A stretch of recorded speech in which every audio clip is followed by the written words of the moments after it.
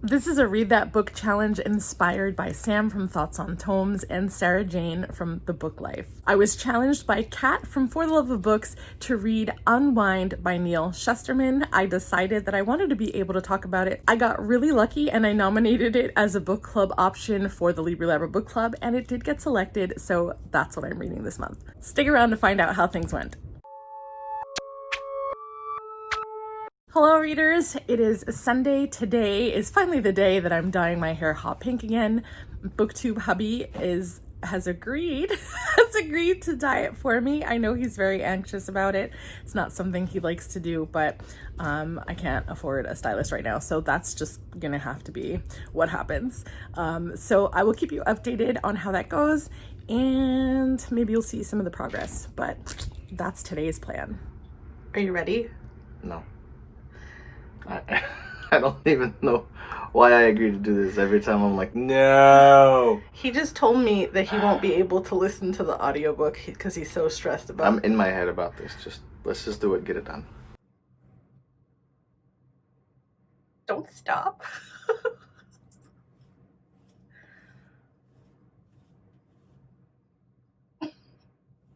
So the bathroom is a mess.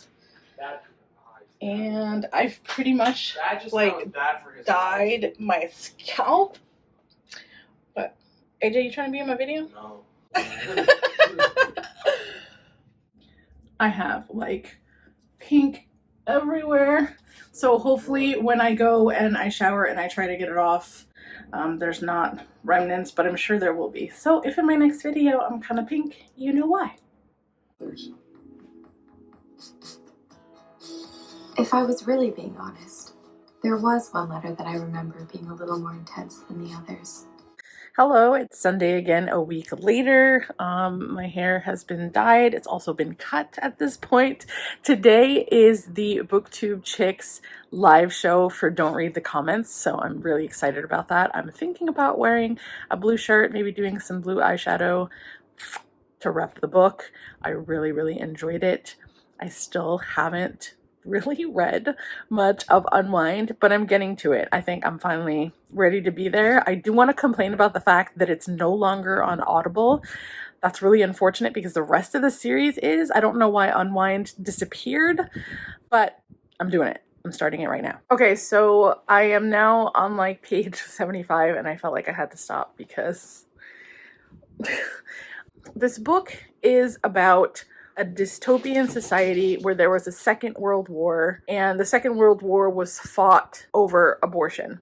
Now, they ended up creating an amendment. John, do you remember what the name of the amendment was? It's like the Life Bill or something? I don't know what you called it. Okay, anyway, they outlawed abortion, and instead they came up with this process called unwinding. And so the parents who would have aborted the children end up having to have them, and at the age of 13 to 18 they get to decide if they want to have their kid unwound or not. And being unwound means that your organs are taken and you get to live on inside of other people. But the idea of having a child and raising it till it's like 13 and then deciding you're a bad kid, so we're going to get rid of you, or, you know, you're not good enough, or, you know, there's even people that kind of donate their kids, so they're raised knowing that they're going to be unwound. And this is told in third person. There are three characters that we're following. One is Connor, whose parents have decided that he's going to be unwound. You know, they haven't said exactly why yet his parents decided that, but it sounded like maybe he wasn't doing the best, or being the best teenager, or whatever the case was. Then we have Risa, who was a warden of the state, and she played the violin. She was some kind of musical artist, yeah, and was a warden of the state, pianist. And they decided, a pianist? Yeah. Okay, well, they decided that she wasn't a good enough artist, or musician rather, and so she was selected to be unwound. And then we have Lev, who is a tithe, and he was raised his whole life knowing that his purpose was to be unwound. So right now, the three of them have found each other and they're on the run. They are like considered AWOL unwinds. And there's a lot of shit going on. I'm not even sure how to process this world because it's kind of bonkers. They've introduced religion now, so I'm expecting this to get a little bit more mind-blowing. But I don't even know what to say. Really, just be aware that there's going to be spoilers within this whole friggin' thing, because right now I'm just trying to process what I'm thinking. And basically, they've picked up a baby. There's like this action called storking. And storking is when the parent just leaves the baby on a doorstep somewhere. This is a thing, and they have laws in place for that. So if the parent caught storking, they have to take the baby back. If they get caught trying to put a child on someone's doorstep, they have to take it back. And if no one sees them, then whoever's doorstep that baby lands on, they have to take that baby in. It's required by law. And so Connor just finished telling a story about how his family got storked and his dad decided he didn't want more kids, so they took the baby and they put it on someone else's doorstep. No one heard about it. But then like 2 weeks later, the same baby ended up on their doorstep. So that baby got passed around in the community from doorstep to doorstep for like 2 weeks. Nobody wanted to like take responsibility or claim this baby, despite the fact that it was a law that they had to. And just the idea of people passing the buck on a baby like that is just, I can't even. Anyway, I felt like I needed to say something while I was in my thoughts as opposed to trying to recap later. But I don't know what I was expecting this story to be. I knew that the synopsis that had been explained to me, the synopsis that I read, I thought like it sounded like a very unique story, and I was interested in reading it. I just have a lot of feelings and thoughts right now, and I'm not sure how to process all of them. I heard about this book because my son told me about it. And so I've wanted to read it since then. But also, I believe this quartet, I don't know if it's a trilogy or a quartet, but I know it's Kat's favorite. And so I'm just trying to prepare myself to go back in. I'll have more thoughts later. So I've been doing a lot of highlighting in this book. There are a few spots that I guess I'll take a moment to talk about.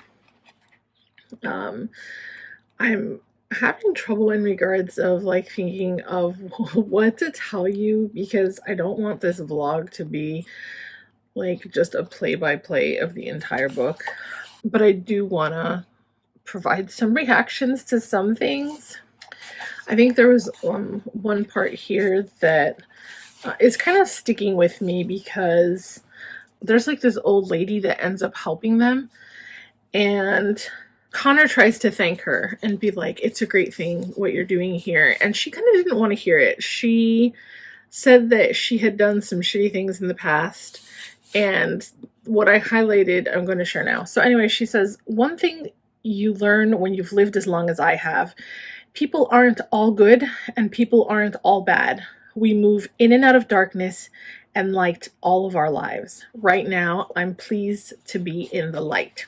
And I thought that was just like really real of her to say that. And I can see how that's accurate. I wish more people knew that. I wish more people understood that. You know, there are several quotes that I've come across very similar to that. I think there's one in Harry Potter similar to that. And then there's that quote about the wolves and, you know, which one takes over is the one you feed the most or whatever. But this book right now just has me thinking a lot about humanity and how we treat each other and the mistakes that we make and how we're not always forgiven for our mistakes. I mean, sometimes people don't know how to apologize or don't know how to even be sorry for their mistakes, and that's another story. But I think we should be leaning more to forgiveness. Like, people do things for like reasons, and maybe they may not be our reasons. I don't know what I'm trying to say. I don't know how to talk about this book. I don't know. I guess I'm just kind of horrified.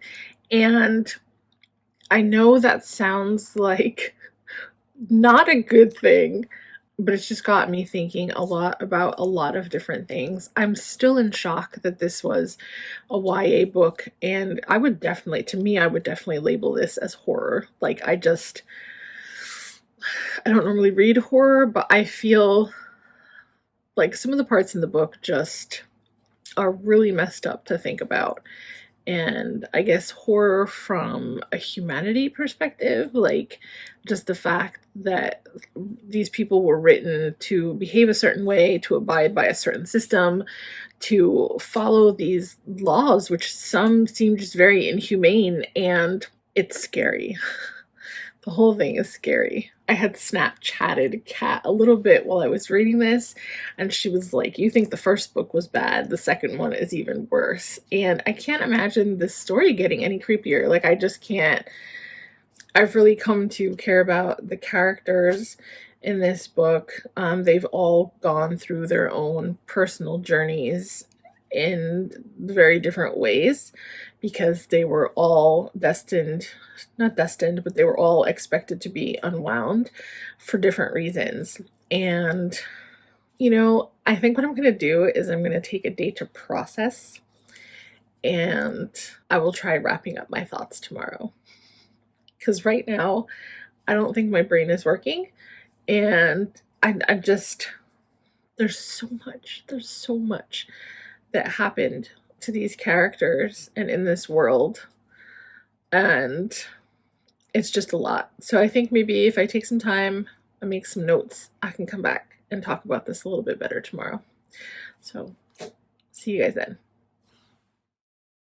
It's been 84 years. Hello. So it has been a while. I actually started this vlog on February 16th, 2020. It is now August 16th, 2020. And a lot of things have changed in the world within these last few months. I've pretty much been locked down at home since March 12th. I haven't left the house for anything except to like step outside to grab mail like one time. COVID-19 is a thing. It's kind of looking grim in the United States because we have like the highest COVID cases.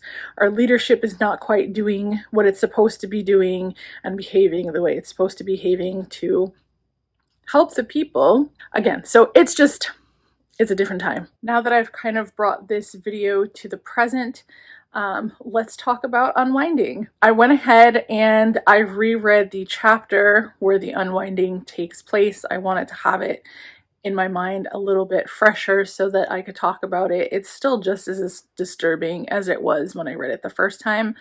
I actually chatted with Kat from For the Love of Books, and she sent me a link to a fan video that they made based off that scene.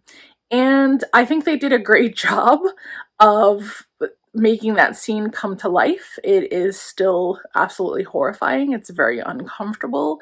You are there with the character every step of the way as he's being unwound and essentially being taken apart bit by bit, piece by piece.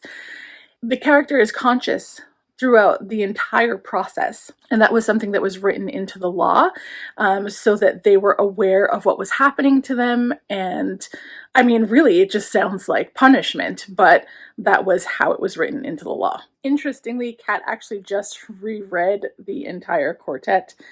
I am definitely going to proceed with the series. I don't know when I'll pick up the next book. I don't know if I'm going to include my book club again because we did read Unwind together. I'm still a little bit shocked, and I don't know why, because I know that Neal Shusterman has written some very interesting, scary books, but this one is just like, it surprises me that this is YA and how horrifying the entire concept is. But As weird as this also sounds, I still think it would make a good movie. I'm wondering if they would ever do that. I think the rights were bought at some point. I don't know if they're in the production or whatever, but it's just nuts. Obviously, the weirdest thing here is that, you know, right now we have pro-life and pro-choice, and the unwinding was supposed to be a compromise between those things, and I don't see how that isn't incredibly inhumane. This compromise just doesn't feel like it was a good compromise. I don't know what the answer is, but so who would I recommend this for? I would recommend this for people who enjoy YA thrillers or horror that are not squeamish. It was definitely a ride, and again, I am looking forward to reading the other books in the series. I was told they get worse. I can't imagine how that is possible, but I'm going to continue. And I'm glad I finally read Unwind since it's been in my possession for quite some time. I don't know why I needed to wait 6 months to say that, but here we are. I'm gonna call this the end of my vlog. If you've read Unwind by Neal Shusterman, let me know in the comments below. If you haven't read it, are you interested in reading it? Just let me know what you're thinking about it. Editing Desirai here, and I would like to give a comment or shout out to John Saxon for being the first person to comment on my last video. Hope everything is going well in Australia, and thank you for saying hello. If you haven't already, be sure to subscribe. Don't forget to hit the bell to be notified when I upload new videos. Thanks for watching, and see you next time.